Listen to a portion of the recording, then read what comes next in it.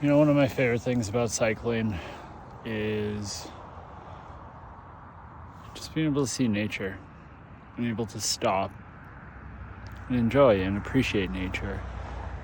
People who drive are always just zipping by, speeding, never actually stop to take time to appreciate things like this.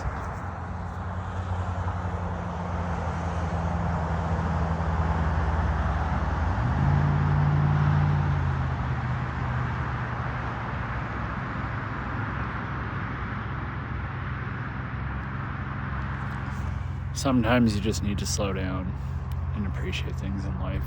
Get on a bike. It's the best way to do it.